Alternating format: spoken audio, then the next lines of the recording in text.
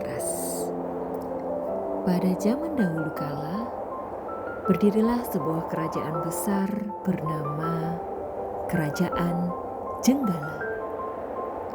Raja yang memimpin kerajaan itu terkenal gagah perkasa. Ia memiliki seorang permaisuri yang cantik jelita dan berhati lembut. Sayangnya, ada seorang selir raja yang sangat iri pada sang permaisuri. Dengan tipu daya dan fitnah, selir itu berhasil membuat raja murka.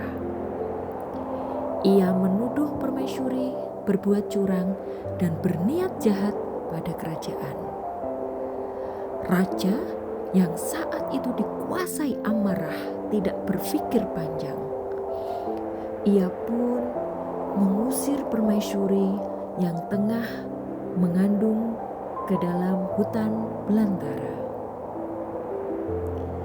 Permaisuri hidup dalam kesedihan, namun ia tetap tabah.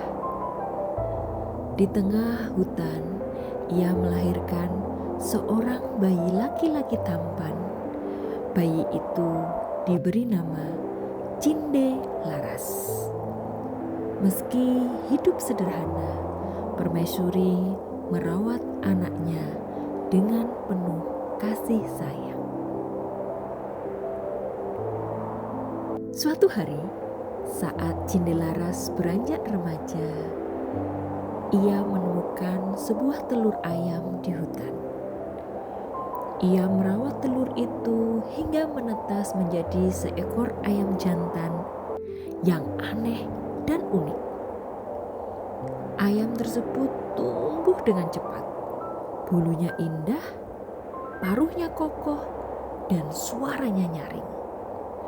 Dan ada yang lebih mengejutkan, ayam itu berkokok sambil berkata, "Kukuruyu, tuanku Cindelaras, rumahnya di hutan, anak Raja Jenggala."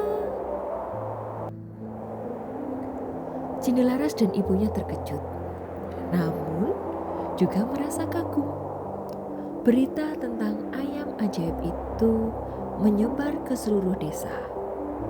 Warga semakin kagum karena setiap kali diadu, ayam Cindelaras selalu menang. Kabar tentang ayam ajaib itu akhirnya terdengar hingga ke telinga Raja Jenggala. Sang raja pun penasaran dan memanggil Cindelaras untuk datang ke istana. "Siapa pemilik ayam yang selalu menang itu?" tanya raja.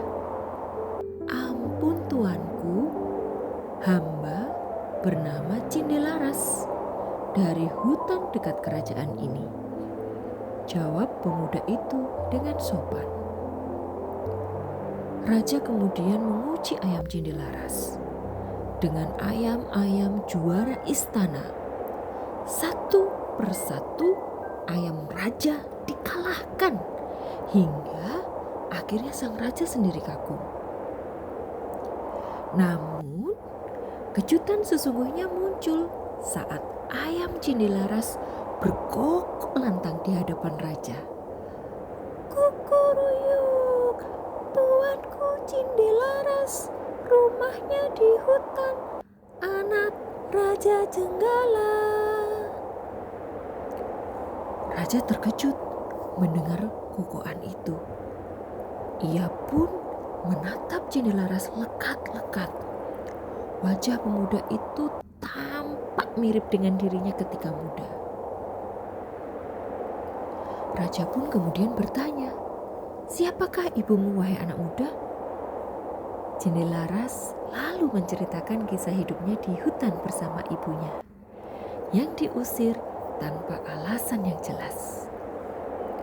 Mendengar itu, raja sadar akan kesalahan besar yang pernah ia perbuat. Ia menyesal telah percaya pada fitnah selir yang iri hati. Raja segera memanggil permaisuri kembali ke istana. Ia memohon ampun atas ketidakadilannya. Permaisuri pun memaafkan dengan hati yang tulus, meski ia telah lama menderita. Selir yang memfitnah pun dihukum setimpal atas perbuatannya. Sejak saat itu, Cindelaras tinggal di istana bersama ayah dan ibunya. Ia tumbuh menjadi pemuda yang cerdas, gagah berani, dan berbudi luhur. Ayam ajaibnya tetap setia menemani sebagai simbol kebenaran yang tak bisa ditutupi selamanya. Kerajaan Jenggala pun kembali damai. Sang raja berjanji untuk tidak lagi terburu-buru mengambil keputusan dan selalu menegakkan keadilan.